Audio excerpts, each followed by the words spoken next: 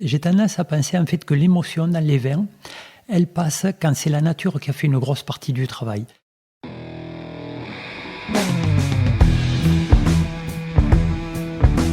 Le vin, le jaja, le pinard, le pif. Il existe une ribambelle de termes pour désigner ce breuvage que nous aimons tant, le jus de raisin fermenté. Et parce que vous et moi l'aimons passionnément, je vous propose de découvrir les secrets d'un bon vin. Parcourons ensemble le vignoble à la rencontre de vigneronnes et vignerons valeureux et engagés pour des discussions hautes en couleurs. Nous voyagerons à travers les régions, les cépages, les savoir-faire et les belles histoires du monde du vin. Je suis Romain Becker et je vous souhaite la bienvenue dans le bon grain de l'ivresse. En apparence, tous les opposent. L'un est directeur de 2 propriétés dans le Médoc, Lillian-la-Douïs et le grand cru classé Lafon-Rocher, et il a une connaissance encyclopédique de la région. L'autre est vigneron à Arsac, en appellation Margaux, et a pris des chemins de traverse pour libérer au maximum ses vins. Alors pourquoi les réunir ? Tout simplement parce que 2 choses puissantes lient ces 2 hommes. Un sens de l'esthétique et une amitié intense que j'ose appeler amour. Ces 2 hommes, ce sont Vincent Bach-Gabrielsen et Michel Théron. 2 amis, tout simplement. Bonjour Vincent, bonjour Michel. Merci infiniment de m'accueillir, tous les 2, et puis Michel en particulier, parce qu'on est chez toi, au Clos du Jogueyron, à Arsac, dans l'aire d'appellation Margaux. J'aimerais bien que vous vous présentiez, s'il vous plaît, pour démarrer, et on va commencer par toi, Michel, puisqu'on est chez toi. Oui, donc Michel Théron, je suis vigneron sur l'exploitation du Clos du Jogueyron à Arsac. En présentation rapide, moi je suis originaire du Languedoc, je suis venu faire des études à Bordeaux, donc je suis quelqu'un qui est venu de l'extérieur dans le Médoc. J'ai accroché énormément sur cette région pendant mes études et la vie, le cours de la vie a fait que 35 ans après ou un peu plus, j'y suis toujours. Vincent, à ton tour. Donc Vincent Bach-Gabrielsen, je suis le directeur général du château Lafon-Rocher et du château Lillian-la-Douïs à Saint-Estèphe. J'ai d'abord travaillé en fait dans le Médoc à Mâcon, en fait dans la propriété voisine de celle de Michel, au château Bellevue et château de Gironville. Et c'est comme ça qu'on s'est connus et qu'on a eu le plaisir de devenir amis. Puis j'ai progressivement migré en fait vers le nord, à Saint-Estèphe et à Pauillac, pour me recentrer dernièrement en fait à Saint-Estèphe sur les propriétés de la famille Lorenzetti. Vincent, on s'est connus à Pédesclos. On a déjà entendu ta voix brièvement dans le podcast, dans la série avec Pascaline Lepelletier. Mm-hmm. C'est comme ça qu'on s'est rencontrés. Et aujourd'hui, tu l'as dit, tu es plutôt chez Lafon-Rocher et Lillian-la-Douïs. C'était déjà le cas à l'époque, Lillian-la-Douïs, il me semble. Je m'occupais en fait de Pédesclos et de Lillian-la-Douïs, qui ont été repris par la famille Lorenzetti en 2008 et 2009. Donc 2008 pour Lillian-la-Douïs, 2009 pour Pédesclos. Et ils ont repris Lafon-Rocher en 2021. Et toi, t'es là-bas depuis 1 an à peu près, c'est ça ? Non, depuis novembre dernier. Donc, donc moins quelques mois. Quelques mois. L'air n'était pas assez bon chez Pédesclos, il fallait changer ? Il était délicieux chez Pédesclos, mais il y avait un besoin en fait de donner en fait un nouvel élan et de relier Lillian-la-Douïs et Lafon-Rocher. Donc la famille Lorenzetti m'a confié ce projet-là. En parallèle, en fait, ils ont proposé à Christophe, qui était en charge de Lafon-Rocher, de reprendre la direction de Pédesclos. Sachant qu'il était difficile de mener de front tous ces projets. Donc c'est un petit jeu de chaises musicales. Exactement, c'est un petit jeu de chaises musicales, un switch qui est intéressant, puisque Christophe Congé a longtemps travaillé en fait à Lafite Rothschild avant de venir à Lafon-Rocher, donc il y a une très grande expérience des terroirs de Pauillac. Moi, j'ai une certaine antériorité sur les terroirs de Saint-Estèphe, et donc voilà, ils ont décidé de confier à chacun une direction différenciée, mais on continue à travailler étroitement avec un millésime 2024 qui est un millésime à 4 mains. Alors, on va revenir après sur les différences de terroir dans le Médoc. C'est un sujet important que je veux aborder avec vous, pour donner envie à nos auditeurs et à nos auditrices de venir goûter les vins, d'acheter les vins et de les boire. Michel, toi, tu es dans une situation différente, parce que le Clos du Jogueyron, c'est à toi. Oui, tout à fait. Alors, pour le dire très rapidement, donc moi, j'ai commencé en 1993 avec la reprise d'une parcelle qui était le Clos du Jogueyron, une très petite exploitation que monsieur menait en double activité, comme il y avait beaucoup de propriétés d'ailleurs dans le Médoc à ce moment-là. C'était une superficie de 40 arts à ce moment-là, une très vieille vigne que j'ai reprise sur Cantenac. Et on a depuis, je vais le faire en rapide parce que ça a mis quand même donc 35 ans en tout, mais on a depuis agrandi l'exploitation pour arriver aujourd'hui à une exploitation qui fait un peu moins de 7 hectares, avec à peu près moitié Margaux, moitié au Médoc. Alors Vincent l'a dit, le choix de cette interview avec deux invités qui est pas fréquent dans le Bon Grain de l'Ivresse, il sort pas de nulle part, vous vous connaissez, vous êtes amis. Michel, est-ce que tu te souviens de la première fois que vous vous êtes rencontrés ? Oh mince. Mince, non, la première fois, je ne me rappelle pas, mais je me rappelle des premières fois. Je me rappelle de ce jeune guéluron, je dirais, qui arrivait et avec qui on a très vite partagé des bouteilles, je pense, et partagé des très bons moments. Et on a partagé peut-être, et c'est aussi ça qui nous relie dans l'amitié, une découverte du monde du vin en général, à travers les bouteilles qu'on a goûtées. On a voyagé beaucoup à travers ça, dans notre amitié, mais aussi dans la compréhension de ce qu'est le goût du vin, du goût qui nous plaît, personnellement. Voilà. Vincent, vous avez des goûts différents, tous les deux ? Alors on se retrouve assez généralement sur le goût du vin, même si on a parfois des esthétiques qui sont différentes. Mais c'est vrai qu'en fait, on a découvert le monde de certains grands vins ensemble. Je pense à cette grande cuvée, l'Écrat de Roumier en 2004, qu'on avait découvert au Vertigo à l'époque, que Fabrice nous avait conseillé, et qui m'a permis clairement de pénétrer un univers que je ne connaissais pas, que je ne maîtrisais pas, qui était l'univers des grands pinots noirs. Et en fait, on a eu ce cheminement plusieurs fois, en fait, à plusieurs reprises, sur des questionnements, sur des découvertes communes, des émotions, voilà, qu'on aime partager. On est épicurien, on aime les choses bonnes, on aime les choses simples, parfois sophistiquées, mais en gros, en fait, on aime le goût et on partage cela. Le dernier vin qui nous a beaucoup frappé, c'était le Nu Saint-Georges au Boudot de Georges Noëlla en 2012, voilà, qui a été une grande émotion et voilà, qu'on aime à repartager dès qu'on le peut. Michel, tu te souviens d'une autre bouteille, il y a peut-être un peu plus longtemps, qui a marqué vos expériences de dégustation ? On a partagé ensemble des vins de Thierry Navarre, notamment ces Ribérenc, par exemple. C'est cet exercice de style avec ce personnage qui fait ses vins singuliers dans une région qu'il est aussi. Donc voilà, on a tout un tas d'émotions partagées comme ça. Pour ceux qui ne le connaissent pas, qui nous écoutent, il n'y en a peut-être pas beaucoup, mais Thierry Navarre, tu peux le présenter, s'il te plaît, brièvement ? Alors brièvement, parce que je ne le connais pas assez personnellement pour pouvoir peut-être le présenter très très bien, mais en fait il est à Roquebrun, c'est dans la région du Saint-Chinianais, sur des sols de schiste, dans un lieu qui est merveilleux déjà au niveau esthétique, sur des sols où il y a beaucoup de roches-mères de schiste, et c'est quelqu'un qui travaille les cinsault, les ribérencs, mais aussi tous les carignans, les cépages languedociens. Moi je trouve avec beaucoup...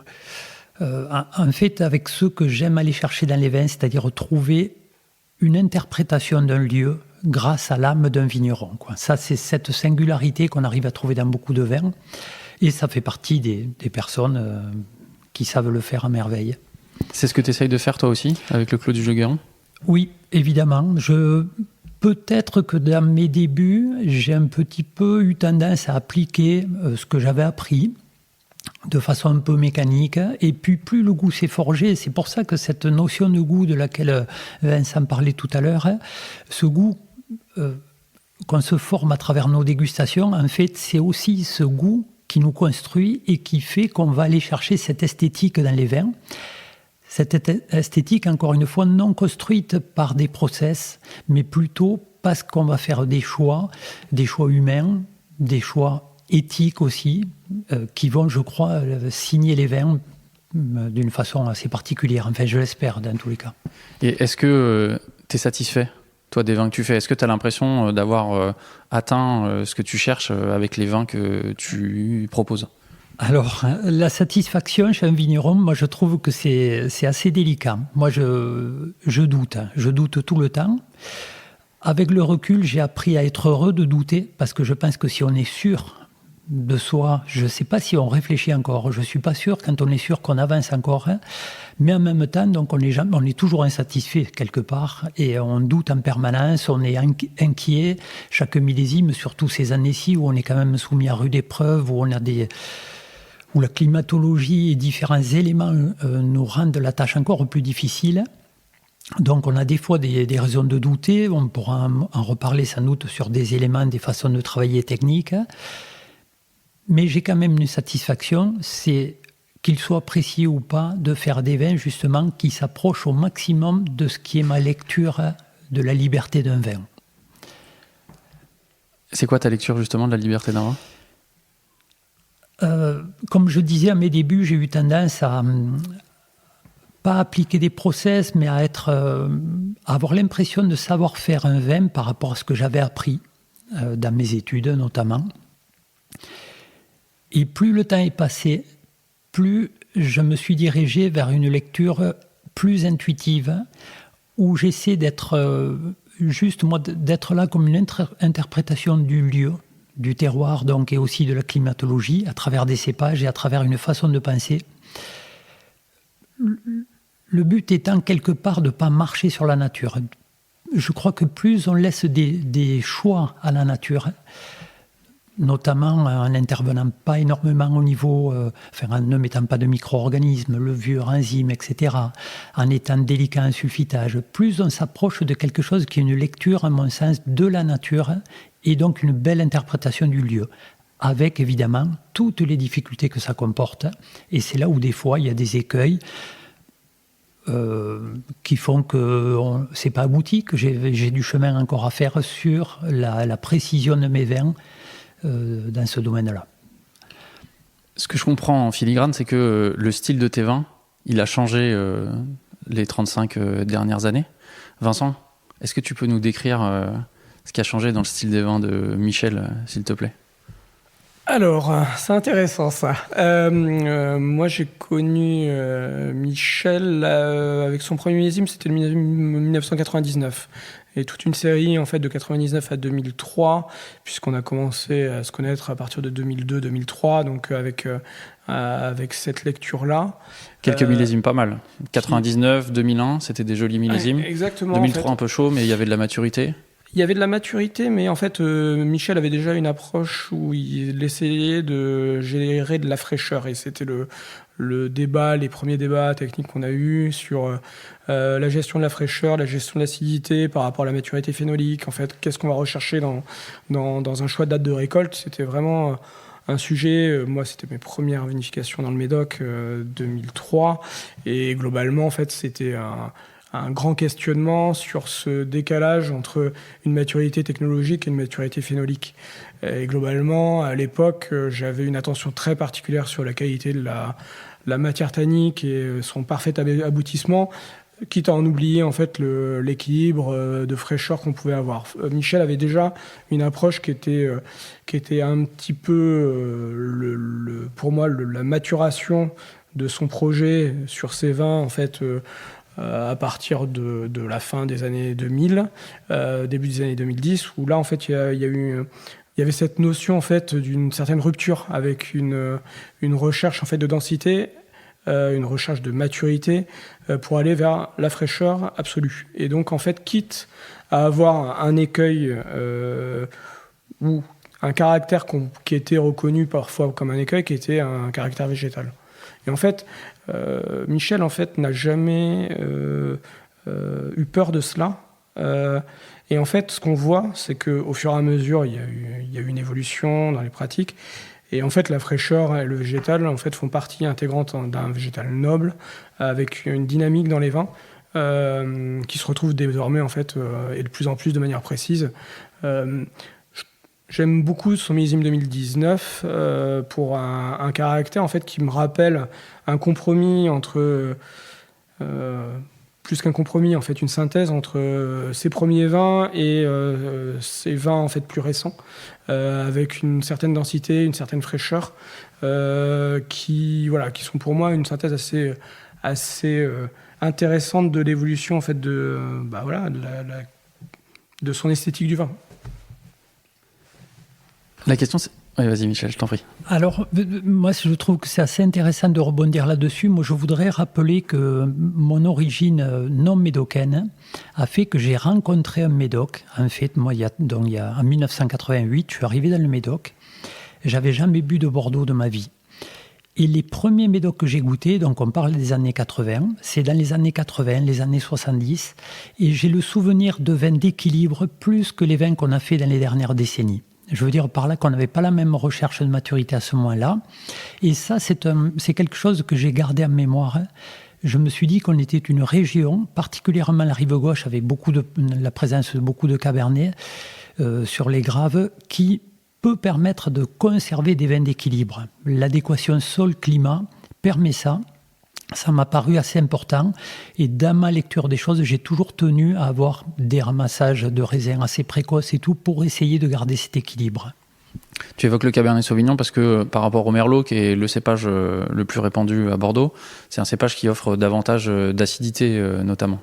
Le Cabernet a tendance à avoir une acidité, un cycle un petit peu plus long, donc une acidité un petit peu plus marquée. Pour moi, il se révèle mieux sur nos terroirs que le Merlot, bien que des Merlots ramassés très croquants, là aussi, il ne faut pas confondre. En fait, dans l'évolution des choses, je pense qu'on a aussi pris une tendance, peut-être un peu à cause des primeurs à Bordeaux, à présenter des vins très larges, parce que quand on présente des vins qui ont seulement 6 mois, c'est presque du concours de mensuration. En fait, on a tendance... Pour rester poli. Voilà. Mais on a tendance, quand on a un vin qui a une sucrosité plus importante, une largeur, une couleur plus intense, on le mesure plus facilement qu'un vin qui va être ramassé à maturité juste et qui va être un petit peu maigre dans ses équilibres. Et je me demande si cette période des primeurs n'a pas malheureusement un petit peu fait travailler des vins pour cette présentation et non pas pour leur équilibre général de vie. Tu mentionnes la maturité juste. Alors c'est quelque chose de très personnel, j'imagine. Chaque vigneron va avoir une définition, mais c'est quoi la tienne ? Et après, Vincent, je voudrais la sienne. Alors, oui, ça, je ne sais pas si je vais être capable de faire comprendre là comme ça. Mais en fait, quand on goûte nos raisins, on n'attend pas forcément que nos pépins soient totalement mûrs.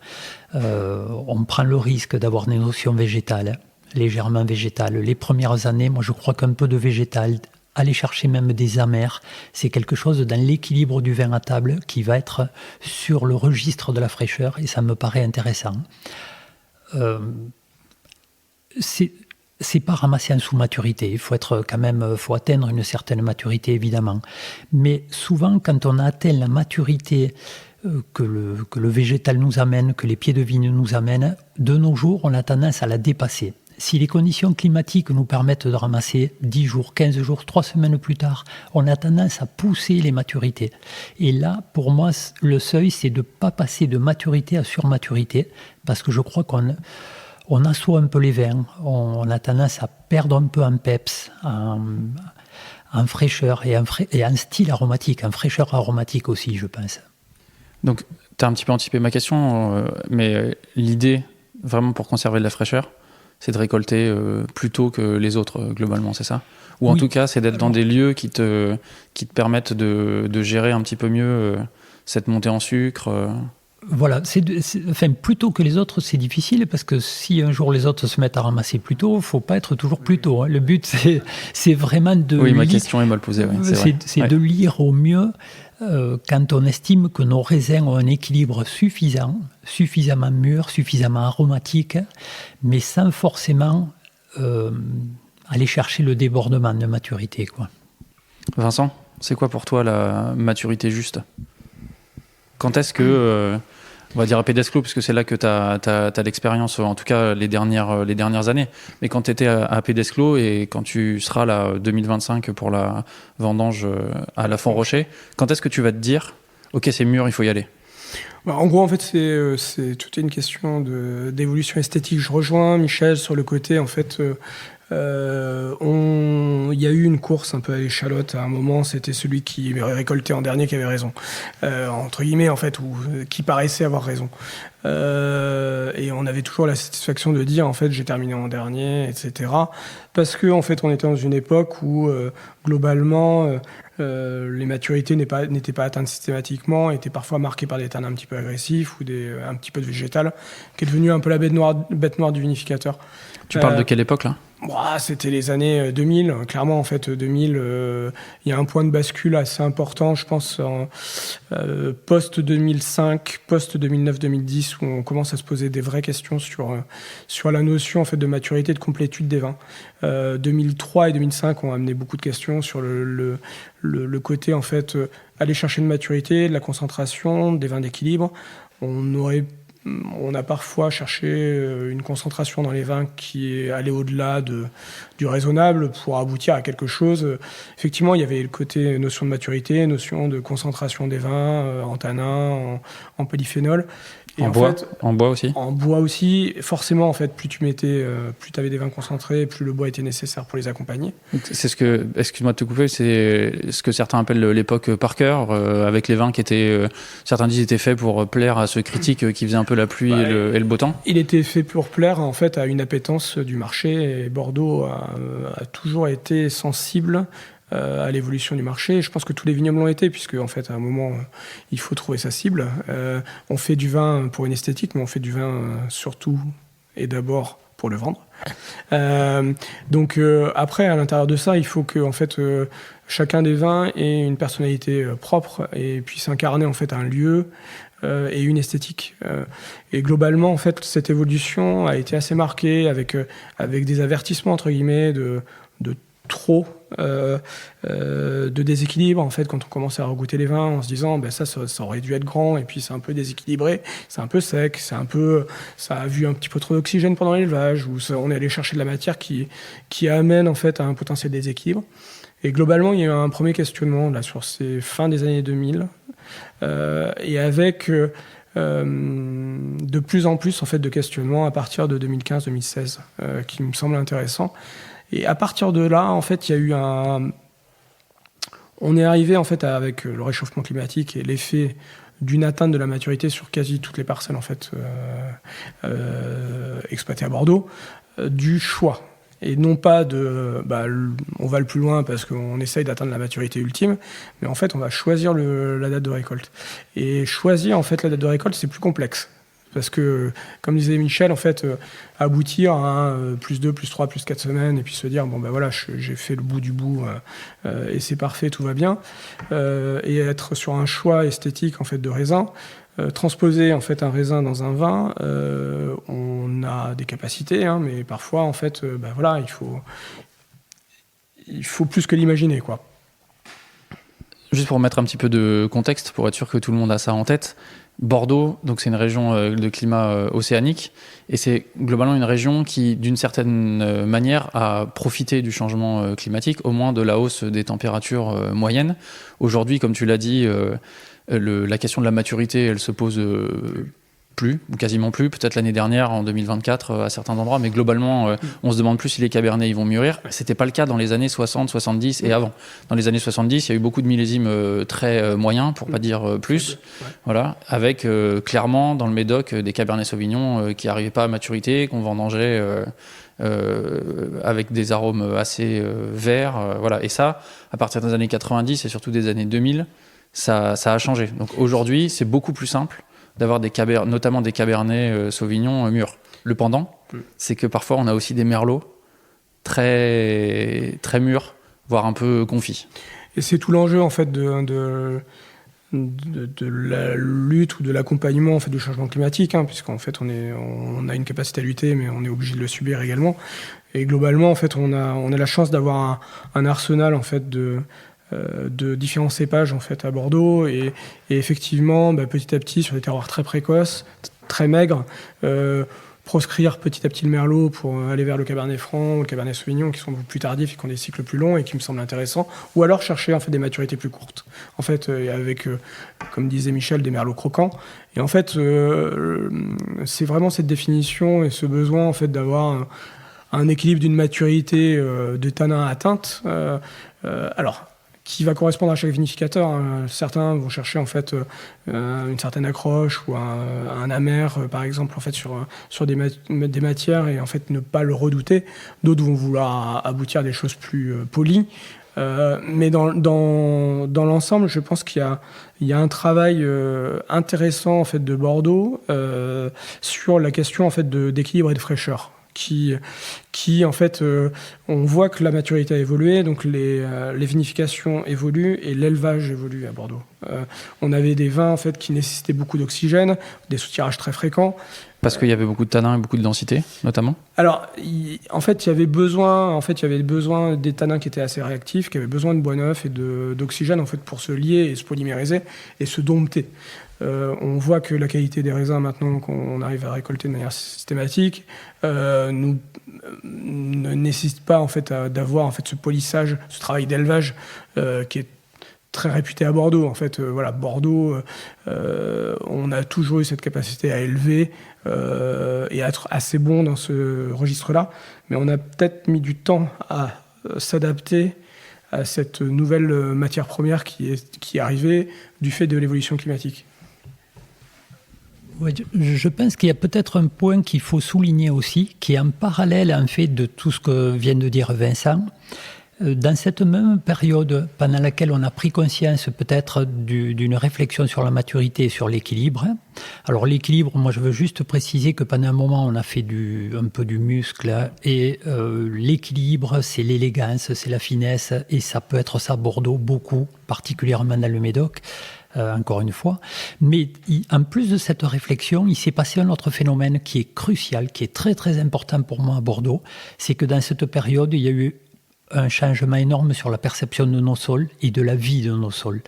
Vincent a mis en œuvre des choses dans ses vignes qui, je suis sûr, sont considérables sur l'impact aussi de la perception des vins, pour faire des vins moins secs, où on perçoit moins ces éléments techniques desquels on parle au chai. Je crois que ce qui est crucial, c'est de rentrer des raisins aussi qui sont produits dans des vignes où il y a une vie de sol. Et cette écologie, entre guillemets, qui est arrivée à Bordeaux, avec toutes les difficultés qu'on a rencontrées aussi par rapport à la climatologie bordelaise et tout, évidemment. Mais par contre, ce regard sur nos vignes, sur la vie de nos sols, pour moi, c'est crucial dans la vie de nos vins. Et ça change complètement les perceptions d'équilibre. Cette idée, elle a beaucoup infusé dans le Médoc. Elle s'est bien répandue, d'après toi ? Oui, je crois que si on faisait une photo du Médoc il y a 20 ans, 15-20 ans, et si on faisait une photo aujourd'hui des pratiques, il y a eu une prise de conscience qui au début est arrivée peut-être un petit peu... ça a peut-être été un peu dur parce qu'encore une fois, Bordeaux, c'est une climatologie c'est pas que ça reçoive beaucoup d'eau, Bordeaux, en fait. Les pluviométries annuelles ne sont pas énormes, mais on est très peu ventilé. Il y a très peu de relief. On a des contraintes climatiques, notamment au niveau des maladies, qui sont compliquées et qui ont fait que peut-être que des pratiques écologiques à Bordeaux ont été un petit peu plus dures à mettre en œuvre que dans beaucoup d'autres régions. Mais il y a une conscience générale qui est arrivée, une pression sociétale qui a joué son rôle, sans doute, des gens qui ont montré la voie dans la région, et l'ensemble a fait qu'il y a eu un changement qui est considérable. Alors, juste pour donner un exemple, dont on n'entend pas souvent parler, il me semble, mais Bordeaux, aujourd'hui, c'est le premier ou deuxième vignoble avec la plus forte proportion de domaines en bio. Voilà. Donc, on dit souvent que Bordeaux, ça avance pas, et dans les faits, c'est pas ça, quoi. En fait, Bordeaux a mis un petit peu de temps à enclencher en fait cette dynamique-là. Il a fallu des précurseurs, il a fallu des questionnements, comme le disait Michel. Mais Bordeaux a cette capacité d'aller vite et de comprendre en fait que il est nécessaire en fait d'aller dans une direction et d'y mettre des moyens en fait de manière importante. Il y a eu une vraie, pour moi, c'est une vraie révolution des pratiques avec. Voilà, on prend Pédesclos, en fait, quand la famille Lorenzetti l'a repris, on était dans un vignoble qui avait été un petit peu laissé pour compte, et très vite, en fait, la question du bio s'est posée, et en fait, on a mis en œuvre des choses pour y aboutir. Et la conversion s'est finalisée en 2022, donc il y a un cycle qui est long, mais globalement, il a fallu, en fait, qu'on fasse nos armes, qu'on permette aux vignes aussi de reprendre, en fait, une vie, une vigueur normale, réavoir des sols vivants, et c'était tout l'enjeu en fait qu'on pouvait avoir. Mais on voit en fait un cheminement qui est intéressant avec un côté partage d'expériences et des pratiques, parce que travailler en vigne étroite, en bio, globalement, ça veut dire des raisins très proches du sol, donc facilement contaminables. Donc en fait, on se retrouve avec des hauteurs foliaires importantes, enfin des surfaces foliaires importantes à traiter, à protéger du mildiou, des feuilles de proximité du sol. Donc en fait, on est dans un climat océanique avec ces orages très réguliers. Hein. Globalement, tous les 20 mm, il faut traiter. Mais l'année dernière, il y avait des paliers en fait extrêmement en fait fréquents. Donc en fait, tout ça nécessite en fait d'acquérir de l'expérience, et d'échanger des connaissances. Typiquement, les engrais verts en vigne étroite, les gérer pour un bon semis, pour une bonne destruction avec un roulage, etc. C'est pas si simple que ça. Le matériel, il n'existait pas il y a 10 ans en fait pour gérer ça. Et petit à petit, en fait, il y a eu des bricolages, puis en fait, ça se professionnalise. On arrive à développer en fait une dynamique qui est extrêmement forte. Pour parler des crus classés, hein, qui ont toujours la réputation d'être un peu conservateurs, même si à l'intérieur de la famille, en fait, il y a eu des personnes et des propriétés qui ont généré des dynamiques sur ce sujet-là et qui ont initié des dynamiques il y a bien longtemps. Globalement, en fait, on a maintenant 20%, 25% en fait des crus classés qui sont soit en conversion, soit en certification bio. Donc, ce qui montre qu'il y a un intérêt et un questionnement très fort sur le sujet. Alors, au-delà de la connaissance très forte du médoc que tu as, Vincent, mais ce qui m'avait frappé, et ça rejoint ce dont tu parlais, ça va amener à ma question suivante, mais ce qui m'avait frappé quand on s'était vu chez Pédesclos, c'était que tu m'avais donné l'impression de savoir exactement ce que chacun faisait dans les autres propriétés du médoc, et quel type de contenant ils utilisaient, quand est-ce qu'ils avaient fait des investissements, et ainsi de suite. Et donc là, tu parles beaucoup d'échanges. Comment se font ces échanges entre les propriétés ? Globalement, en fait, il y avait peu de partage il y a une quinzaine d'années, 15-20 ans. En fait, il y avait cette notion où en fait le savoir-faire d'une entreprise est un secret. C'est un peu ça. Chacun a ses secrets de fabrication, et puis on craint que l'autre reprenne nos recettes et fasse mieux que nous. Bon, l'incarnation de la propriété de son terroir est bien plus forte que toutes les méthodes qu'on va employer. Mais évidemment, en fait, à l'intérieur de ça, les évolutions nécessaires, le travail, les questionnements autour du bio, des engrais verts, encore une fois, qui ont généré des questionnements, l'agroécologie, l'agroforesterie, toutes ces questions, en fait, ont permis, en fait, à toutes les propriétés d'être à peu près sur le même stade. En fait, il y a des propriétés qui s'étaient posé la question plus tôt, mais en même temps, en fait, on a la chance d'être assez proche de l'équipe de Pontet-Canet, qui a une antériorité sur la biodynamie qui est très forte. Et globalement, en fait, on a beaucoup échangé sur les engrais verts et sur leurs problématiques, parce que toutes les propriétés ont une problématique de mise en œuvre, des succès, des échecs, et le fait de se retrouver en fait à pouvoir partager ça nous permet d'avancer 10 000 fois plus vite. Et globalement, quel est notre souhait ? C'est qu'en fait, il y ait un maximum d'agroécologie dans le Médoc et dans les vignes en fait qui nous entourent, parce qu'on est persuadé que ça fait avancer la qualité des vins, et ça fait avancer notre environnement, ça fait avancer la cause aussi des vins du Médoc de manière générale. Donc ce partage-là, en fait, cette interaction nous permet en fait de nous connaître les propriétés assez intimement. Évidemment, en fait, il y a toujours cette émulation. Globalement, la dégustation de Pascaline était organisée autour de l'Union des Grands Crus et du Conseil des crus classés, des vignobles Cruz Lorenzetti. Donc, en fait, il y avait une interaction sur des crus qu'on visite assez régulièrement, mais on a beaucoup d'échanges, en fait. Ce changement de paradigme et de volonté de faire évoluer les choses a nécessité à enclencher beaucoup d'échanges qu'on avait peu. Michel, tu m'as tendu une perche formidable tout à l'heure. Tu as parlé d'élégance dans les vins de Bordeaux et tu as dit en particulier dans le Médoc. Alors pourquoi est-ce que les vins du Médoc, ils sont si spéciaux ? Juste fais un rappel avant ça. Le Médoc, c'est quand même un vignoble très singulier.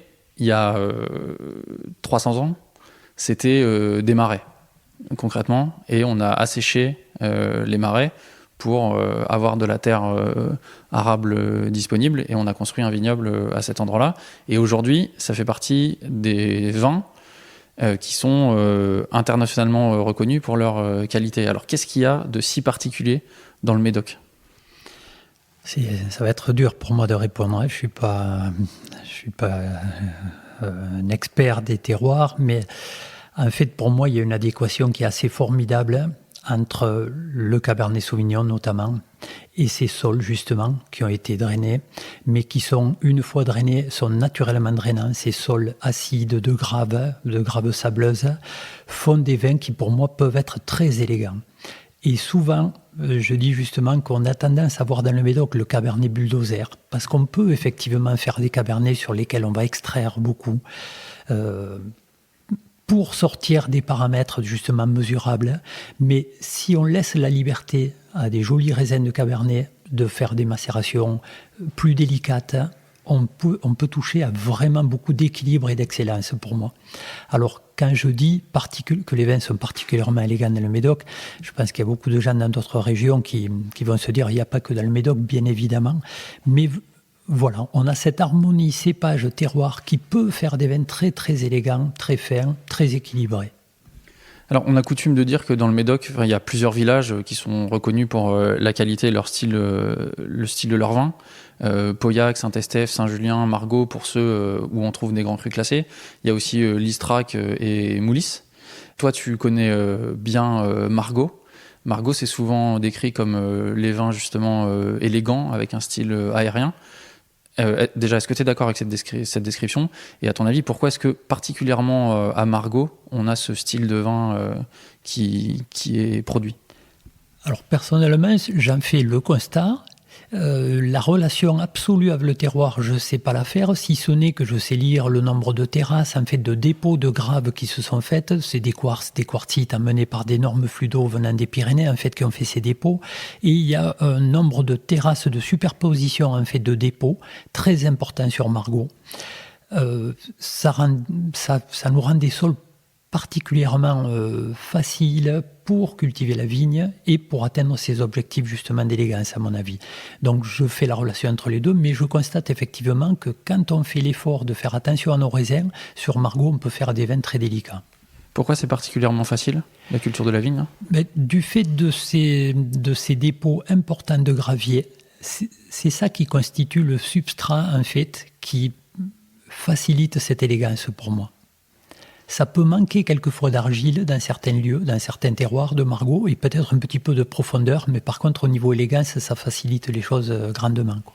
Vincent, je te vois au Pinet du Chef. Tu es d'accord avec cette lecture sur le style et la qualité de Margaux ? Oui, globalement, en fait, pour avoir connu des terroirs donc à proximité de Margaux avec les terroirs de Mâcon, qui sont des graves sableuses avec très peu d'argile, en fait, il y avait une définition en fait, d'un moelleux, des tanins et d'une élégance qui était extrêmement intéressante. Et en fait, Margaux a cette complexité de terroirs, pouvant aller jusqu'à des terroirs très argileux à certains endroits. Donc en fait, il y a une définition en fait d'une diversité de terroirs extrêmement intéressante et qui pour moi en fait valorise ce tanin moelleux et cette profondeur et cette élégance qui est assez caractéristique. Vous m'arrêtez si je me trompe, mais la différence sur Margaux, elle se fait plutôt du sud au nord, c'est ça ? Avec un petit peu plus d'argile dans le sud de l'appellation et des sols un petit peu plus chauds dans le nord ? Non, c'est pas ça ? Le contraire. Le contraire, pardon. Voilà. Il fallait bien que je me trompe à un moment. Voilà, et il y a des argiles assez marquées sur l'est aussi de l'appellation, en descendant vers la rivière. Vincent, maintenant je fais appel à toi. Si on parle des autres villages, déjà... Peut-être parlons des deux villages les moins connus que j'ai cités, Listrac et Moulis. Quel type de terroir on a là-bas et quel style de vin ça donne ? Alors Moulis a un terroir assez complexe. En fait, on est plus sur des graves sableuses avec de l'argile en sous-sol. En fait, qui peuvent se traduire par les terroirs en fait, qui sont proches de la Marque. Et plus on va rentrer dans les terres et se rapprocher de Castelnau de Médoc, puisqu'il y a une langue qui arrive jusque-là, plus on va avoir en fait, de l'argile qui va apparaître avec des passages argilo-calcaires. L'Istrac, en fait, on est vraiment sur des terroirs plus frais, plus dans l'intérieur des terres. C'est la caractéristique de l'Istrac, des argilo-calcaires marqués. Et de fait, il y a un peu plus de merlot à l'Istrac ? Il y a un peu plus de merlot et surtout il y a une tradition de blanc marquée qui est restée en fait très active à l'Istrac. ça reste souvent anecdotique dans le périmètre de la propriété qui va avoir un 3, 4%, 5% de blanc. Mais c'est en fait l'un des endroits où il y a des très belles réussites de blanc. En fait, on peut parler du cygne de Foréau qui fait partie des références en fait, du Médoc en la matière en termes d'expression globalement où clairement en fait, cette fraîcheur permet de conférer en fait, une particularité, une puissance assortie qui est très intéressante. Juste pour te corriger, Vas-y. les vignobles, ça fait à peu près 500 ans qu'ils existent dans le Médoc, en fait, mais globalement, en fait, effectivement, le fait que au Moyen Âge, après le Moyen Âge, en fait, on est Asséché les marais, ouais. C'est ça dont tu veux parler? Je cherchais les habitants du Pays-Bas, c'est les Hollandais. Les Hollandais, merci. On reprend. En fait, les Hollandais ont effectivement asséché les marais et permis en fait une pleine circulation. Mais la plupart, en fait, quand on voit la carte du Médoc au Moyen Âge et quand on voit la carte du Médoc actuellement, en fait, les zones qui ont été plantées étaient déjà des zones hors d'eau. Elles ont en fait l'assèchement des marais a permis une pleine circulation et une extension du vignoble en fait sur des zones qui étaient certes moins impliqués en fait et moins plantés, mais globalement en fait les terroirs sont des terroirs très anciens et plutôt sur des altitudes qui sont pas toujours extrêmement importantes, mais qui en tout cas n'étaient pas marquées par les marais à l'époque. Ok, je te remercie parce que je connaissais pas ce détail, donc voilà, c'est très bien. Écoute, Lafon-Rocher date de 1557, Lyon-la-Louise de 1564, donc voilà, ça donne une idée un petit peu du périmètre. Parlons maintenant des autres villages, donc Saint-Estèphe, Saint-Julien et Pauillac, qui ont aussi des styles assez distincts. Et là, je ne vais pas prendre le risque de les décrire à ta place. Est-ce que tu peux nous parler du style de chaque village et du pourquoi, du comment on aboutit à ces styles-là? Alors Pauillac, en fait, on va dire que c'est une synthèse de la finesse et de la puissance. On a des terroirs de graves profondes, souvent mêlé d'argile et sur un socle calcaire mais qui est très profond, donc il va amener une dimension en fait de puissance fine, comme disait Jean-Claude Berrouet quand il a été mon maître de stage, on peut être puissant dans sa finesse, et je trouve que Pauillac ou Pomerol en fait est l'expression parfaite de cet antagonisme au final. Jean-Claude Berrouet connaît bien son sujet, puisqu'il était le maître de chai le responsable de production chez Pétrus. Exactement, en fait, il s'occupait de toutes les propriétés des établissements Jean-Pierre Moix, qui reliait à l'époque Pétrus et la Fleur Pétrus, Trotano et un bon nombre de propriétés. Et il a une esthétique très forte dans le vin et avec une capacité intellectuelle et technique forte en fait, et à relier de manière intéressante. Et globalement, voilà, pour moi, Pauillac, c'est cela. C'est vraiment puissant dans sa finesse, la puissance et la finesse mêlées. Saint-Estèphe, on va avoir des puissances un peu plus robustes, parce que plus d'argile, parce que des calcaires, en fait, les calcaires de Saint-Estèphe, les calcaires des Hauts-de-Seine qui vont être un peu plus affleurants ou moins profonds. On est sur le même socle géologique, en fait, globalement que Pauillac, mais globalement, à Pauillac, les calcaires vont être beaucoup plus profonds. Et donc, on va avoir une expression un petit peu plus marquée du tanin, même si l'évolution climatique fait que en fait, ce sont des terroirs qui sont extraordinaires pour lutter contre le réchauffement climatique et garder de la fraîcheur. Et quand on parlait avec Michel en fait, de cette expression de fraîcheur, la chance, c'est voilà, de pouvoir maintenir cela grâce à ce socle géologique, avec une harmonie puissance et fraîcheur. Saint-Julien, pour moi, en fait, on est dans une certaine volupté. En fait, y a un côté un peu synthèse, pour moi, de Margaux et de Pauillac sur Saint-Julien, avec un côté voluptueux et fin. Et ça, pour moi, c'est relié en fait à des graves un peu argileuses.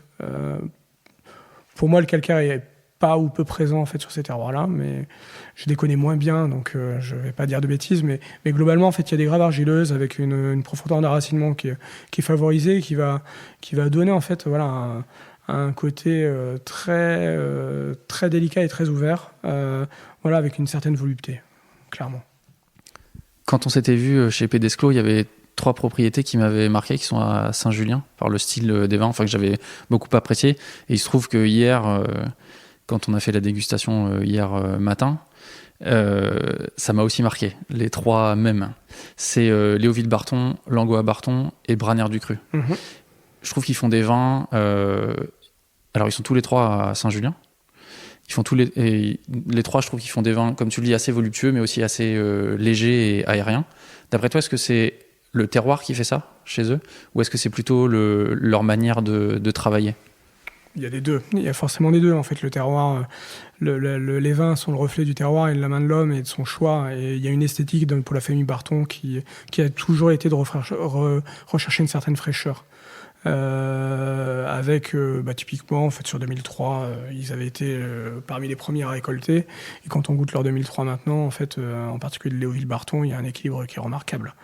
On a en fait sur ces 2 propriétés, Langoa et Léoville-Barton, la famille Barton qui a une antériorité très forte, a la chance de disposer d'un vignoble en fait en parfaite forme, avec des terroirs qui sont splendides, et qui a toujours recherché en fait cette élégance, fraîcheur, avec de l'allant dans les vins. Braner-du-Cru, en fait, c'est intéressant parce qu'en fait, c'est une propriété qui a toujours travaillé sur la délicatesse des tanins. Peut-être moins récolté tôt ou du moins dans cette recherche de fraîcheur, je dirais que Léoville ou Langoa-Barton. Mais avec en fait une recherche de la délicatesse du grain, donc jamais trop poussé, et c'est des vins en fait qui sont pas forcément très démonstratifs jeunes, mais qui en fait sont des monstres d'élégance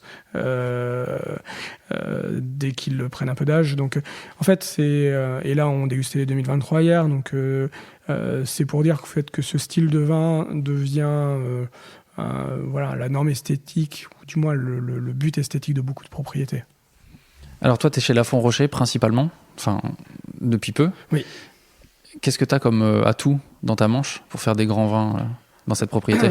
Un terroir, une histoire, un vignoble en fait qui a une antériorité qualitative forte. On a la chance en fait d'être sur une butte avec une exposition sud, une exposition sud-ouest et une exposition ouest, un différentiel d'altitude, d'altimétrie. On va de 25 mètres à 5 mètres, donc avec pas mal de variétés en fait de terroirs, et à l'intérieur de ça en fait avec l'exposition, cette variété de sols, on a 14 sols différents.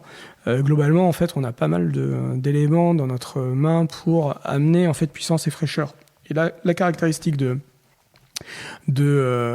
Lafon Rocher, c'est vraiment d'allier cela. En fait, on a des pH qui, en comparaison de Lillien-la-Douce, son voisin, dont je m'occupe depuis 2008, en fait, il y a toujours 0,1 ou 0,2 points de pH en moins, donc une acidité plus franche et plus marquée, qui sont pour moi des vraies armes en fait pour aboutir à des équilibres. Et voilà, on parle d'analyse, mais en fait, ça se ressent en fait dans la dynamique et dans la qualité de grain qu'on peut avoir.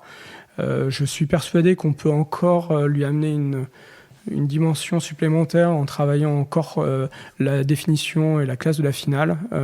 On a des terroirs puissants, et il faut qu'on fasse attention à être dans un grain qui soit le plus élégant dans sa puissance, puisqu'en fait c'est caractéristique de Saint-Estèphe.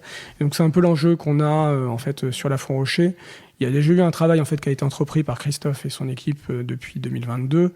C'est ce qu'on goûtera tout à l'heure. En fait, l'idée, je trouve que voilà, il y a une qualité de grain qui est extrêmement intéressante et qui est très prometteuse pour la suite. Comment est-ce qu'on travaille la finesse du grain comme ça justement ? Alors, clairement, date de récolte, donc choix viticole. On a tout un travail, donc la propriété est certifiée bio depuis 2024, mais il y a eu tout un travail en fait qui a été enclenché sur la partie engrais verts, couverture végétaux, plantation de haies, travaux d'agroforesterie. Donc stimuler en fait la vie dans les sols pour avoir des raisins qui soient un peu plus, en fait, qui expriment plus leur terroir et donc plus de complexité. Mais en fait, c'est ce travail de date de récolte qui doit être juste. Et donc là, c'est une esthétique en fait qui est très propre, mais qu'on essaye, enfin voilà, très personnelle. Et qu'on essaye de partager avec l'ensemble de mon équipe en fait, et de le confronter. Et ensuite, en fait, il va y avoir les choix d'extraction et les choix d'élevage. Globalement, en fait, il y a 3 points qui sont pour moi capitaux. Et Et la notion d'extraction pendant la vinification, en fait, doit être très bien dosée, et tout est une histoire de goût et de précision tannique. Et je pense que là-dessus, on a encore un chantier à continuer avec Frédéric, qui est le maître de chai depuis 2002. On a la chance d'avoir un maître de chai qui a beaucoup d'antériorité sur la propriété, qui la connaît sur les bouts des doigts, qui connaît bien la réaction de chacune des parcelles en fonction des conditions climatiques, et qui peut nous accompagner en fait sur ce travail-là. Sur l'élevage, justement, tu t'orientes vers quoi? Alors, pour l'instant, en fait, on était en fait sur 10% en foudre, et ensuite 40% de bois neuf et 50% pardon, de barriques de 1,20. On a intégré en fait cette année l'élevage en cuve béton, que je pense très prometteur. En fait, il y a eu déjà des essais sur des millésimes solaires. On est sur un millésime moins solaire en 2024, mais je pense que sur l'éclat de fruits, ce sera très intéressant. Et clairement, en fait, il y a un travail sur les foudres qui est extrêmement intéressant. Là, ce matin, on dégustait justement avec une connaissance commune, Michel et à moi, sur les foudres Stockinger, qui donnaient des très bons résultats.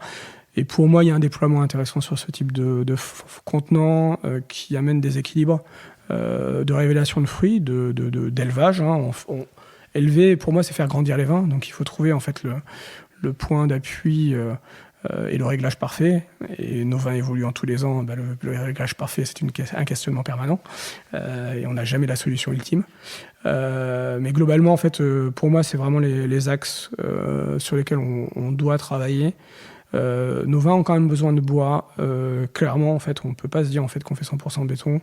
Il y a du cabernet, plus on a de cabernet, plus on a besoin d'oxygène ou une oxydation, une micro-oxygénation, et donc on a besoin de bois. Alors après, en fait, voilà, à nous de trouver la bonne solution pour l'amener de manière la plus intéressante possible, et sans marquer et en faisant grandir le vin. Est-ce que tu fais, ou est-ce que tu vas faire plutôt, des vinifications soit parcellaires, soit par cépage? Et si oui, est-ce que tu fais ensuite de l'élevage avant assemblage, ou est-ce que tu fais de l'élevage uniquement après assemblage? Alors, pour l'instant, c'est un peu les deux. Globalement, en fait, on est sur on a la chance d'avoir un nouveau cuvier qui a été construit en fait par Basile Tesseron, l'ancien propriétaire, qui avait initié en fait un cuvier avec une 40aine de cuves qui correspondent au nombre de parcelles. Donc, on a une vinification parcellaire intéressante. Donc, c'est par cépage, par parcelle. Bon, il s'avère que parfois, en fait, avec les évolutions de volume, on fait des assemblages de parcelles. Mais globalement, en fait, il y a cette notion effectivement de pas de co-fermentation, on est plutôt sur des fermentations par cépage pour pouvoir avoir une lecture du travail de vinification le plus précis possible. Et ensuite, effectivement, j'ai été partisan très longtemps d'un élevage par l'eau séparée, ce que je faisais à Bellevue, dans le Sud-Médoc, et puis ce qu'on a fait dans les premières années à Lyon-la-Douce et Pédesclos. Et puis petit à petit, en travaillant avec Eric Boisseneau, en fait, il m'a convaincu de l'intérêt de faire un assemblage précoce et d'entonner en fait un assemblage complet pour trouver une harmonie. Et je trouve que depuis, les vins ont encore gagné en précision, effectivement, par ce biais-là. Avec une expression qui est un peu plus pure aussi dans les 2 premières années en fait de mise en bouteille, qui sont importantes pour nos consommateurs, parce qu'on sait de plus en plus que les vins sont plus jeunes et ont besoin d'exprimer une définition en fait pleine, et pas subir une maladie de la mise en fait pendant très longtemps. Donc la Font-Rocher, il y a encore cette stratégie d'élever séparément certains lots, de les assembler au fur et à mesure. Voilà, on est sur un intermédiaire par rapport à ce que j'ai connu avant à Bellevue et Lilian les premières années, et ce que j'ai connu ensuite à partir de 2014-2015 en fait sur Lilian et Pédesclos. Je suis très heureux qu'on parle d'esthétique. Michel, qu'est-ce que t'aimes dans les vins de Vincent ? Alors, les derniers qu'il a produits, on ne les a pas trop goûtés encore, mais ce que j'ai Aïe. Voilà, ça c'est un appel du pied sérieux, là.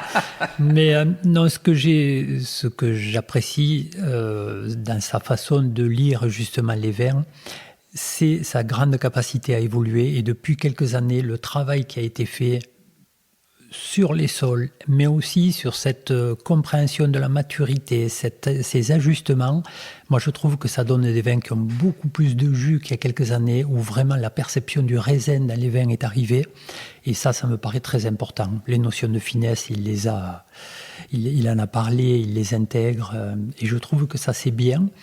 Donc Vincent fait ce travail. Il se fait, je pense, de façon... il me semble que Bordeaux aussi a reposé les choses de façon globale, et en revenant sur de la fraîcheur, sur ces notions d'élégance, de fruits, de perception du raisin. Il faut se souvenir qu'on fait quand même les vins avec du raisin, et on a besoin de le sentir quand on déguste les vins. Moi, je crois que ces perceptions sont importantes, même si souvent Bordeaux a dit « oui, mais nos vins seront bons dans 20 ans, donc on n'a pas besoin d'être présent de suite ». Les consommateurs boivent de plus en plus des vins jeunes, et on a besoin de démontrer aussi que nos vins sont des vins qui ont aussi cette aptitude, qui ont aussi ce fruit. Donc, pour moi, personnellement, je fais très très attention dans mes élevages à ce que l'élevage soit un soutien au vin et jamais un maquillage. Il ne faut jamais que ça déborde. Je suis passé moi aussi depuis très longtemps, j'ai abandonné la barrique bordelaise. Je suis passé sur des ratios de volume de vin par rapport à la surface de contact qui sont des contenants beaucoup plus importants. Alors c'est des barriques de 400 litres et des foudres de 12 hectos, de façon à avoir de l'élevage, ces notions d'oxygénation, mais peu d'effets aromatisant, ou le moins possible. Voilà. Est-ce que tu travailles tes élevages avec d'autres contenants que le bois ? Non. Est-ce que tu explores d'autres choses ? Personnellement, j'ai fait des essais. J'ai fait une cuvée qui est sortie 100% cuve béton il y a un peu plus de 10 ans. J'ai pas été très convaincu. Je trouve que l'élevage en bois a été critiqué à cause des inconvénients, à cause des défauts de surboisage. L'élevage, quand il est bien fait, quand il est maîtrisé, quand il apparaît quasiment plus, je trouve que c'est quelque chose qui est très important pour les vins de la région. Des vins qui sont un petit peu... qui ont des structures tanniques assez importantes, disons, qui peuvent être un peu durs les premières années. L'élevage vient affiner, tailler ces vins, aller dans le sens, encore une fois, de plus d'élégance. Donc je trouve que l'élevage en bois me paraît très important aujourd'hui. Ça ne veut pas dire qu'il n'y a pas des essais à mener. Voilà, l'avenir nous le dira. Je reviens sur quelque chose que tu as mentionné là, quand tu disais, il y a un moment, on disait ce sera bon dans 20 ans. Est-ce que ça, c'était pas une manière peut-être de se cacher un peu, ou en tout cas, est-ce qu'on ne prend pas le risque d'avoir des vins qui en fait sont jamais bons ? Oui, tout à fait, c'est le cas de certains vins. Par contre, c'est une réalité qu'on a de grands terroirs de rive gauche, même en rive droite à Bordeaux, de grands terroirs qui donnent des vins superbes à 15, 20, 30 ans. Plusieurs vins sont phénoménaux dans leur vieillissement, quoi. Donc ça, c'est une réalité de Bordeaux quand même, cette capacité à traverser le temps. Des fois, elle a été utilisée pour se cacher un petit peu derrière cette possibilité qui n'était pas toujours atteinte dans certains vins, ça c'est regrettable. Vas-y Vincent, ouais, je te vois lever le doigt, comme à l'école. Alors, globalement, en fait, je trouve que cette notion d'équilibre et de juste équilibre permet en fait d'aborder un vin en fait et de donner du plaisir en fait, quel que soit son âge. Et c'est tout l'enjeu en fait qu'on a maintenant à Bordeaux. C'est grâce à cette évolution climatique, on a des maturités qu'on peut choisir, qu'on ne subit plus. On a des choix, en fait, des vrais choix d'équilibre qu'on peut mener. Et globalement, en fait, on se retrouve avec des vins qui ont de l'appétence, qui ont de la fraîcheur, qui ont de la fraîcheur salivante, qui est une expression que j'aime beaucoup, pour arriver à définir, en fait, des vins ou un souhait esthétique vers lequel on veut aller. Et globalement, en fait, le questionnement de clients, en fait, un peu habitués en fait à avoir des vins et les voir évoluer pendant 20 ans, les attendre, etc. Il y a des questionnements et des inquiétudes sur la capacité de vieillissement de ces vins-là. Mais on prend 82, en fait 82 qui avait surpris tout le monde parce que en fait c'était très buvable, très agréable en fait jeune. Tout le monde s'était dit en fait non, ce sera impossible en fait que ces vins vieillissent. Or, en fait, les 82, on s'en régale encore et sans difficulté. Donc, globalement, n'oublions pas qu'un vin équilibré vieillira parfaitement. À l'inverse, si je peux me permettre, quand on avait fait la dégustation chez Pédesclos, moi j'avais été assez marqué par certains vins où je m'étais dit, en fait, ce sera jamais bon. Parce que y avait notamment certains vins où je trouvais qu'on avait les arômes tertiaires qui étaient là, déjà assez présents, et malgré tout des tanins qui me paraissait encore très jeune. Et je me disais, mais s'il faut attendre encore 10 ans, le fruit, l'acidité, ça va probablement s'amenuiser. Alors que les tanins sont pas encore prêts, quoi. On était typiquement dans cette période 2000-2010 où un grand millésime pouvait être maltraité. En fait, pour des recherches de concentration, un élevage qui était trop amenant des tanins secs et en fait finalement gâcher un potentiel qui était là par des pratiques qui n'étaient pas encore adaptées, mais parce que en fait on était dans cette période de questionnement, d'objectifs différents. Mais je suis entièrement d'accord avec toi. En fait, un mauvais vin, en fait, ce sera mauvais tout le temps. En fait, c'est juste que l'astringence va diminuer avec le temps et que des mauvais tanins, en fait, et des tanins ultra astringents, leur concentration va diminuer et puis à un moment, tu les sentiras peu ou plus. Mais globalement, en fait, ton vin va pas accompagner cela. Donc c'est pour ça que après être passé dans une phase où je pensais qu'il fallait beaucoup de choses pour bien vieillir et atteindre une harmonie, c'est-à-dire beaucoup de tanins fins, de l'acidité, de l'alcool, et en fait que c'était un jeu là-dessus.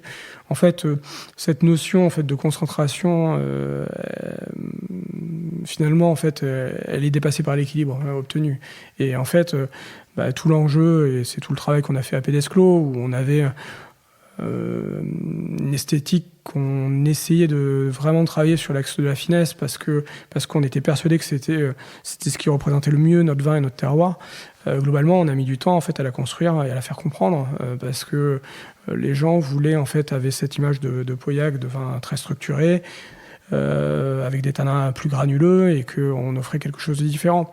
Globalement, voilà, l'axe, il était aussi le résultat de tout le travail qui a été effectué. On n'avait pas encore une proportion de Cabernet qui nous permettait d'aller en fait dans la direction parfaite que l'on souhaitait, mais il y a eu tout ce cheminement en fait qui nous a permis d'aboutir en fait à une esthétique qui nous semble plus intéressante, et à partir de 2019 en fait avec quelque chose qui est très Cabernet mais qui est délicat. Lors de cette dégustation aussi, j'en parle beaucoup, ça m'a marqué, mais il y a quelqu'un qui avait dit quelque chose justement qui me reste en tête. Et il avait dit, il y a un moment à Bordeaux, le style c'était, on pouvait ouvrir une bouteille et se dire j'aurais dû la boire dans 20 ans.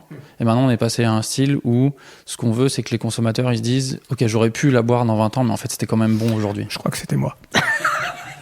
En fait l'idée c'est clairement en fait de dire quand on ouvre une bouteille c'est bon mais j'aurais pu attendre mais c'est bon, et pas ah mince c'est pas bon, j'aurais dû attendre. Et en fait, c'est tout l'équilibre qu'on doit trouver en fait dans nos vins, c'est qu'on a la chance d'avoir des terroirs qui amplifient en fait les qualités du vin dans son vieillissement, mais qui procurent un énorme plaisir jeune. Et donc en fait, tout l'enjeu de nous en fait vignerons, vinificateurs, techniciens, c'est d'aboutir en fait à ce plaisir.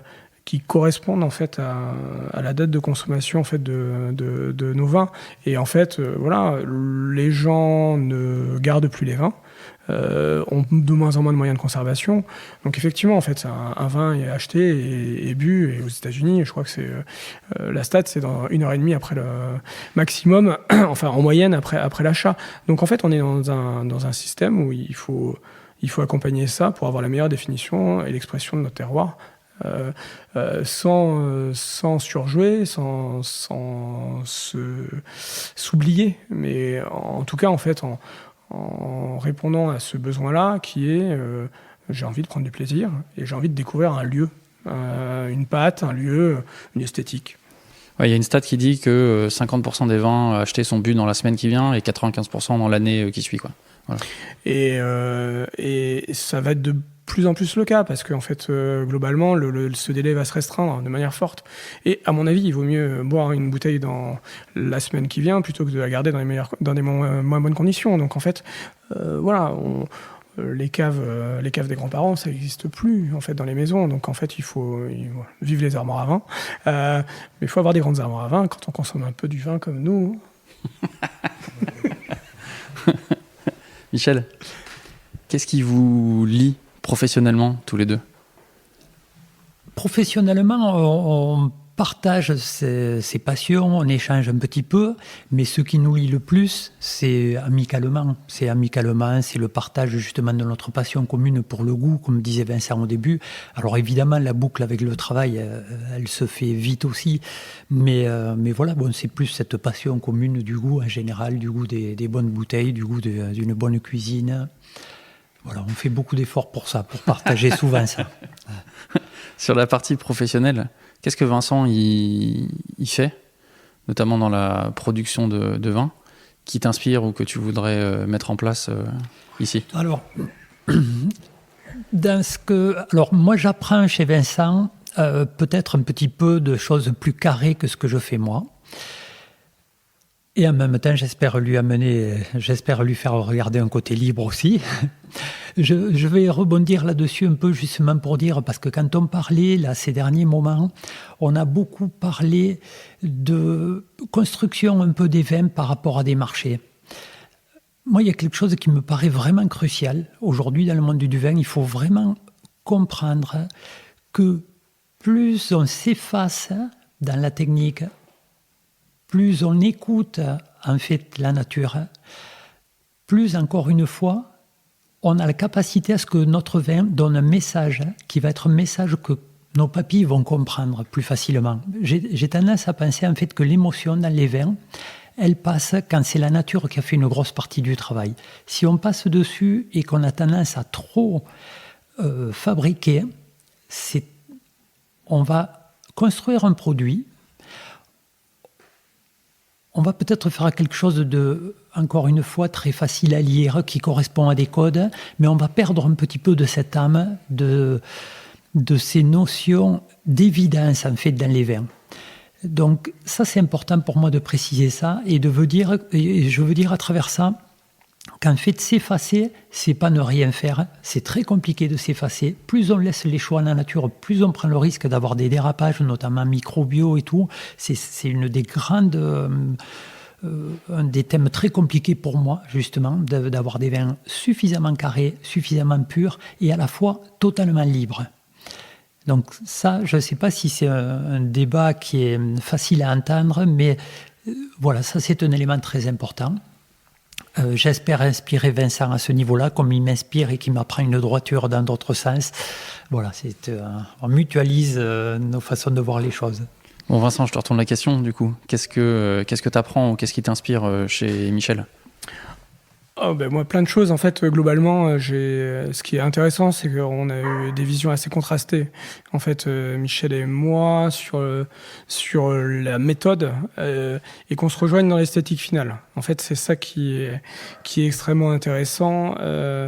Il y a des choses en fait qui m'ont inspiré, que ce soit en fait le choix de la date de récolte, aller chercher en fait des extractions originales ou peu d'extraction ou pas d'extraction. Enfin voilà, Michel a tenté beaucoup de choses à une échelle en fait où il a un petit vignoble, donc il prend des risques forts, mais avec pas mal de petites cuves, donc il peut en fait arbitrer et aller au bout de ses idées. Et je trouve que ce cheminement qu'il a eu, en fait, l'évolution, la construction de son vignoble, l'orientation vers le bio puis vers la biodynamie, en fait, on l'a vécu en fait ensemble, puisqu'on se connaissait bien à l'époque où ces choix sont intervenus.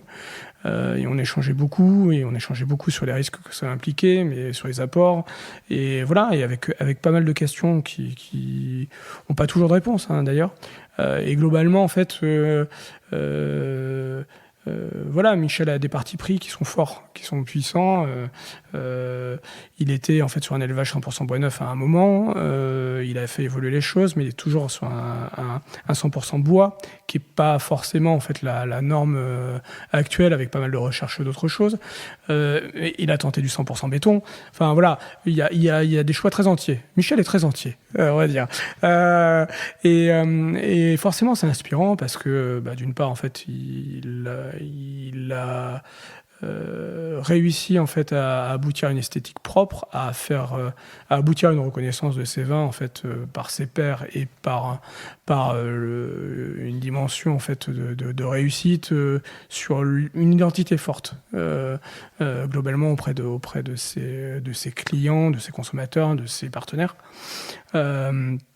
C'est intéressant parce qu'il a pris des chemins très très très très atypiques ou très détournés et il les a menés en fait avec force. Donc évidemment que ça amène pas mal de questions.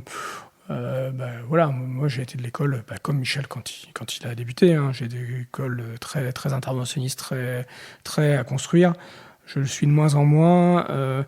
Avec des propriétés où il y a une structure qui est plus importante. Donc j'ai moins les mains dans le cambouis que Michel. Clairement, j'ai besoin en fait que tout le monde soit convaincu de la démarche pour aller jusqu'au bout. Et on a la chance d'avoir une équipe qui est en questionnement également. Voilà. Et puis, si je peux me permettre, tu vas me dire ce qu'il en est, mais Michel, il est chez lui. Toi, tu travailles pour quelqu'un. Est-ce que malgré tout, tu as la liberté de faire les choix que tu veux ? Alors, évidemment, il faut que j'y justifie, il faut que j'arrive à convaincre la famille Lorenzetti en fait que c'est le bon chemin, et c'est ce qu'on a fait en fait en convertissant les propriétés au bio. Ce qui était intéressant, c'est que oui, j'ai initié les premiers essais sur Pedesclo en fait en 2012, mais très vite en fait la famille Lorenzetti a dit bon, on avance, dans quelle direction, pourquoi on y va. Jackie Lorenzetti avait cette idée que c'était la bonne voie, mais il voulait y aller en fait de manière, on va dire, construite et pas assez pragmatique et pas dogmatique pour avoir un projet d'entreprise et pas prendre des risques inconsidérés pour la propriété. Et donc en fait on a construit notre expérience, on n'a pas fait ça de manière subie, on a fait monter la proportion en bio jusqu'à 50% du vignoble en 2018. Et puis voilà, 2018 c'était un meeting très dur en termes d'intensité mildiou, mais on s'en est plutôt bien sorti et ça nous a dit et confirmé qu'on pouvait y aller. En 2019, on a entamé la conversion en fait. Donc il y a ces choix en fait, typiquement voilà, des essais de foudre, des essais d'amphore. Il y a cette volonté qu'on se questionne et qu'on soit pas dans une routine. Et ça c'est intéressant. Et derrière ça, en fait, j'ai la chance d'avoir leur confiance et que clairement, en fait, je fais le vin que j'aime. On me demande toujours, en fait, est-ce que tu n'aimerais pas avoir tes vignes pour faire ton vin ? Mais en fait, avec toutes les contraintes que peut donner une organisation, un terroir, etc., enfin, le cadre plus que les contraintes. Et globalement, en fait, je fais les vins, je pense faire les meilleurs vins que je peux, et j'aurai ma propriété, j'agirai de la même manière, en fait. Michel, tu as utilisé le mot évidence juste avant. Est-ce que pour toi, un grand vin, c'est un vin qui a une forme d'évidence ? Oui, nécessairement, pour que le vin me parle, il faut qu'il y ait quelque chose qui vienne vers moi naturellement. Et c'est ce que j'appelle évidence, c'est un peu cette communication, en fait, entre les particules qu'on va percevoir dans un vin et notre corps. C'est comme s'il y avait quelque chose de logique. Enfin, je ne sais pas comment l'expliquer, mais je trouve que plus un vin est fait, les vins que j'aime dans tous les cas sont très souvent faits avec une grosse éthique de production, et je trouve que ces vins-là me parlent vraiment, qu'il y a une évidence justement à les ressentir. Pardon. Je suis désolé, je me suis arrêté moi aussi. Là, tout d'un coup, je me suis dit, il est temps d'aller boire un coup, on ne va pas parler non plus toute la soirée. Alors, on va rentrer, c'est une transition parfaite pour rentrer dans la dernière partie de cette interview, et on va essayer de ne pas être trop long, puisque effectivement, moi aussi, je commence à avoir soif.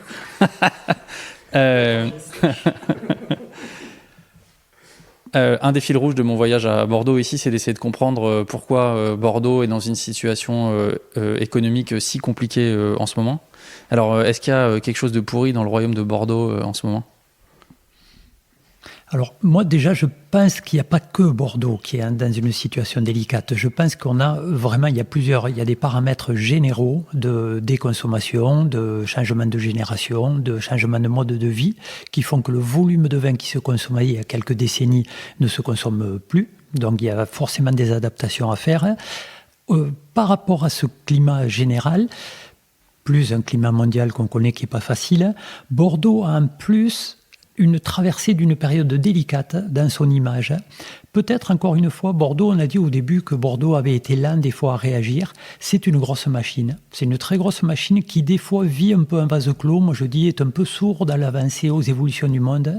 Par contre, je crois que quand Bordeaux se remet en question, la machine est assez puissante aussi et on le voit dans toutes les évolutions. Donc je pense que ça paiera pour Bordeaux. Je pense que son image va se redorer. Il y a la fâcherie qu'il y a eu avec un petit peu ce qu'on appelle le Bordeaux bashing se récupère parce qu'on voit qu'il y a de la sincérité dans les vignobles, dans le travail, qu'il y a de l'humain aussi à Bordeaux. Même derrière les grandes images qu'on connaît qui font la façade de Bordeaux, on voit qu'il y a beaucoup d'humains dans ces propriétés comme dans les propriétés à taille familiale. Peut-être que Bordeaux a besoin aussi d'être un petit peu plus fun, d'accepter de bouger certains curseurs, se réinventer un peu, à mon avis. Voilà, mais je crois qu'il y a de l'avenir beaucoup pour Bordeaux. Vincent, tu partages cette analyse sur les causes et éventuellement les pistes qui permettraient à Bordeaux de redorer son blason ? Oui, clairement, en fait, il y a cette notion de déconsommation de vin, en fait, et où Bordeaux était la référence. Enfin, en tout cas, en fait, dans l'ouest de la France et à l'étranger, quand on buvait du vin français, on buvait du Bordeaux essentiellement. Et globalement, en fait, l'ouverture d'esprit du consommateur, la possibilité de goûter plein de vins différents, fait que Bordeaux est devenu l'une des références.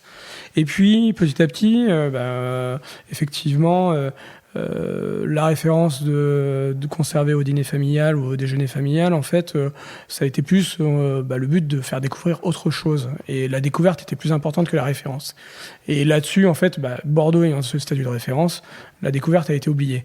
Et or, en fait, la diversité, la pluralité du vignoble de Bordeaux fait que, en fait, il y a une immensité de différents vins, en fait, de personnalités, en fait, sur la région qui peuvent répondre à toute envie, en fait, et des esthétiques très très très différentes, très complémentaires.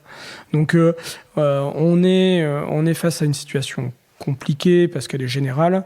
Bordeaux, en fait, effectivement, a pendant un temps vécu sur certains acquis. On voit en fait qu'il y a un recentrage marqué sur des vins en fait qui sont dans une gamme de prix qui permet pas à tout le monde de gagner sa vie. Donc il y a des propriétés qui continuent à fonctionner sur la partie luxe, ultra luxe, très haut de gamme. Et en fait, il y a ce cœur de production qui est compliqué, sachant que le Bordeaux d'entrée de gamme en fait connaît des difficultés majeures. Donc on a une situation qui est complexe parce que en fait voilà, il y a eu ce sentiment que Bordeaux ce n'était que des vins qui avaient pris 300 ou 400% de valeur sur les prix sur les 10 dernières années, alors que c'est pas la réalité du terrain. Pour parler de la Font-Rocher, on vend le vin au prix du 2012 pour l'année dernière. Donc, en fait, on est sur des évolutions en fait qui sont très peu marquées et sur lesquelles en fait on n'est pas sur des rentabilités énormes. Donc, et pourtant, on est dans un grand classé à Saint-Estèphe avec une belle antériorité, avec une personnalité forte. Donc que dire en fait d'autres propriétés qui sont dans un circuit plus classique de commercialisation par le négoce. Le négoce souffre beaucoup. Le négoce souffre du peu de marge qu'ils font. Et en fait, on oublie d'un peu le dire, mais depuis en fait que la donnée en fait s'est digitalisée, elle est accessible. À partir du moment où elle est accessible, en fait, il y a une bataille sur les prix. Parce que avant, en fait, on vendait un accès à une propriété, on vendait un accès à une gamme, on vendait une relation. Maintenant, en fait, la plupart des clients vont au moins cher. Et donc, en fait, c'est celui qui fera la plus grosse remise qui sera pris. Et donc, ça diminue les marges. Et donc, ça diminue, en fait, la capacité à commercialiser, à porter les vins. Donc, on a une remise en question, en fait, du système, avec pas mal de recentrage du négoce sur des marques avec lesquelles des propriétés, alors des marques pardon pour le terme qui est un peu voilà. Non mais on peut le dire, les noms des châteaux c'est comme des marques, même si ça en est pas formellement, mais Pétrus c'est une marque, Pédesclos c'est une marque. Et en fait ils vont plutôt se concentrer sur un petit nombre de propriétés avec lesquelles ils entament des partenariats forts, plutôt qu'en fait de moins en moins en fait de commercialiser un catalogue avec une liste de prix. Ce qui a marché en fait à Bordeaux à une époque, et ce qui était très demandé, et ce qui fonctionnait beaucoup aussi avec la prescription des notes. Donc voilà, il y a une difficulté en fait générale où tous les vins souffrent, on va dire de manière générale, parce qu'il y a une déconsommation et des propriétés, on le voit très bien, des régions qui étaient flamboyantes sur les 3 dernières années. En fait, on commence à retrouver des produits disponibles à moins 20, moins 30% par rapport au prix en fait balancé il y a 2 ans. Et en fait, on est sur une phase complexe de contraction. Et vu que ça faisait quand même quelques temps qu'on était dans cette phase de contraction, on le subit encore plus fort, quoi. Est-ce que le négoce, il s'est pas aussi un peu concentré beaucoup sur les grands crus, au détriment notamment du milieu de gamme? Mais c'est la difficulté en fait que je pointais, c'est qu'à partir du moment où en fait la marche se rétrécit, globalement en fait la difficulté pour un négociant, c'est de gagner de l'argent en fait sur une bouteille qui va acheter 3 euros. Et donc en fait, et c'est un peu le problème de Bordeaux, c'est que en fait le négoce a toujours eu cette stratégie de vendre toute la gamme de Bordeaux. Mais il a le même travail en fait pour vendre une bouteille de 3 euros et une bouteille à 300 euros. Et donc en fait, c'est comment on arrive à vivre et à faire vivre en fait un négoce sur cela. Et donc c'est des exclusivités, c'est plus de portage ou de moins en moins de portage parce qu'en fait voilà, les taux d'intérêt ont évolué. Donc maintenant, en fait, un négociant qui achète du vin, souvent, il a eu la revente avant. Et en fait, son but, c'est d'être un approvisionneur, plus qu'un négociant, éleveur, stocker, qui était l'histoire précédente. Et ça, enfin voilà, pour être arrière-petit-fils, petit-fils, fils et frère de négociant à Cognac. C'est pas du tout le même modèle, mais globalement, en fait, ce qu'on voit sur le négoce à Bordeaux, c'est que il y a des choses à remettre en lien. En fait, on peut plus être sur l'envoi d'un listing, l'envoi d'un mail, en fait, et en disant qu'est-ce que vous voulez. Il y a du lien à recréer qui est avec des déplacements, mais les déplacements coûtent cher, de la connexion avec le client final. Et donc, en fait, c'est retrouver une dynamique où les personnes comprennent le vin qui est fait et n'achètent pas juste une ligne, une bouteille, en fait. Ce que vous nous dites tous les deux, là, c'est qu'une partie du salut de Bordeaux, probablement, ça va passer par davantage d'humains. Toi, Michel, il y a un moment, tu travaillais avec la place et c'est plus le cas aujourd'hui. Est-ce que c'est justement pour avoir un lien humain plus fort que tu as fait ce choix-là ? Oui, c'est parce qu'on voyait qu'on ne correspondait pas exactement à ce type de commercialisation. Et en fait, le fait de travailler directement, de pouvoir faire en sorte que le consommateur ait toute notre histoire et donc ne goûte pas un produit, mais goûte notre vin fait avec certains choix, on crée le lien idéal, quoi. Enfin, le consommateur, il a envie de ça. Il veut savoir cette vérité qui se cache derrière la bouteille. Et je crois qu'on arrive, avec nos partenaires, vraiment en travaillant nous-mêmes très étroitement, à avoir ce lien. Ça, c'est très, très important. Et je crois d'ailleurs, qu'on a parlé du terme marque et tout, je crois qu'une des difficultés, c'est peut-être aussi la taille des propriétés aujourd'hui, qui fait qu'évidemment, quand on a un public en face qui veut de la diversité, qui veut goûter des différences et tout, il est moins fidèle qu'avant, qu'à une certaine période, à un type de vin ou à une marque. Et donc, il va y avoir... Voilà, c'est sans doute des gros changements aussi, ça. Bon, tout le monde a soif. Donc, c'est l'heure de la dernière question traditionnelle du podcast. Est-ce que vous êtes heureux dans ce que vous faites ? Oui, moi je reste toujours très passionné. On est, même si aujourd'hui on porte quelque chose de difficile, je trouve un peu, on porte ce contexte, même si notre échelle de propriété fait qu'on fonctionne bien, je trouve qu'on porte ce contexte et c'est regrettable. Il y a eu des années beaucoup plus pétillantes, je dirais, qui donnaient plus la banane. Et le monde vigneron porte aussi le fait que ces changements climatiques nous demandent des adaptations rapides, alors qu'on est dans un travail lent, de longue échelle, donc c'est assez délicat à ce niveau-là. Malgré tout, cette passion, la gratification de cette passion et tout ce qu'on découvre en permanence, tout ce qu'on vit en permanence, ça reste quelque chose qui est extraordinaire, quoi. Vincent ? Le mot de la fin ? Je rejoins Michel. Pour moi, on a une chance extraordinaire de travailler dans ce métier. dans un environnement en fait qui est génial. Hein. Le Médoc, en fait, c'est une région où je me suis installé depuis 2005 maintenant. Je travaille depuis 2002 et c'est une région magnifique. Il y a un territoire, une âme, et élaborer des vins en fait qui reflètent ces lieux-là, pouvoir les partager, pouvoir avoir la chance de pouvoir déguster et remonter sur 20 ans, 30 ans, 40 ans. Il y a peu de métiers en fait autour de la gastronomie qui permettent ça. On a cette chance-là extraordinaire en fait et de voir nos évolutions, nos erreurs, nos choix marquants. Donc clairement en fait voilà, on est très chanceux. Messieurs, merci beaucoup. Merci. Merci beaucoup.